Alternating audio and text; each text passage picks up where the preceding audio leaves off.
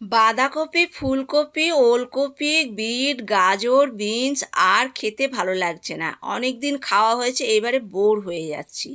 তাই ভাবলাম আজকের একটু অন্যরকম রেসিপি বানাবো। এখানে কচুরলতি ধুয়ে নিয়ে নুন দিয়ে দিয়েছি, হলুদ দিয়ে দিলাম, গোলমরিচের গুঁড়ো দিয়ে দিতে হবে শুকনো লঙ্কার গুঁড়ো।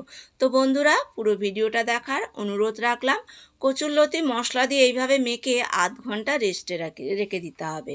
এদিকে আলু নিয়ে নিয়েছি, আলুগুলো লম্বা লম্বা সরু সরু করে কেটে নিতে হবে। এইভাবে কেটে নেব।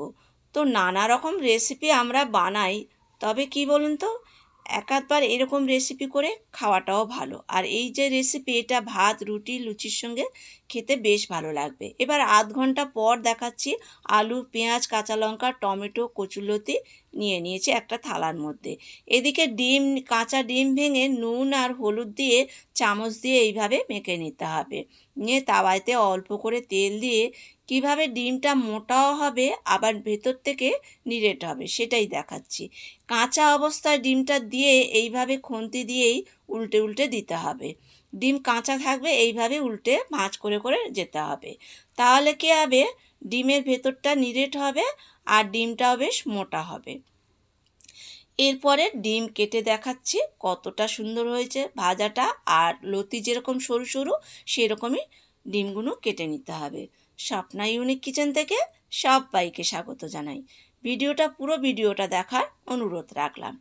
এখানে কচুর লতিগুলো একটা কড়ায় তেল দিয়ে বেশ ছাঁকা তেলে লতিগুলো ভেজে নিতে হবে। এমন করে ভাজতে হবে লতিগুলো যেন সেদ্ধ হয়ে যায়। ব্যাস, ওই তেলে জিরে ফোড়ন দিয়ে দিলাম, পেঁয়াজ দিয়ে দিলাম, রসুন দিলাম, একটু নেড়ে চেড়ে নিতে হবে। নিয়ে কাঁচা লঙ্কা দিয়ে একটু নেড়ে নিয়ে এরপরে আলু দিয়ে দিতে হবে, টমেটো দিয়ে দিতে হবে, দিয়ে বেশ কিছুক্ষণ কষিয়ে নিতে হবে। ব্যাস, এরপরে দিয়ে দিলাম মশলা, দিয়ে দেবো হলুদ। এখানে ধনে, জিরে, গুঁড়ো লঙ্কা আর হলুদ জলে গুলে রেখে দিয়েছিলাম, সেই মশলাটাই অ্যাড করলাম। দিয়ে বেশ কিছুক্ষণ কষিয়ে নিয়ে কষানো হয়ে গেলে এরপরে জল দিয়ে দিতে হবে। বেশ কিছুক্ষণ ফুটে গেলে এরপর লতিগুলো অ্যাড করতে হবে এই ঝোলের সঙ্গে।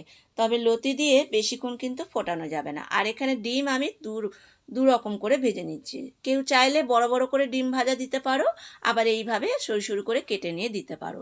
আর এটা এতটা সুন্দর হয়েছে খেতে, তো না খেলে এটা বলতে পারবো না। হয়তো অনেক বন্ধুরা বলতে পারো আমরা তো খাইনি, কী করে জানবো সুন্দর হয়েছে না কি হয়েছে।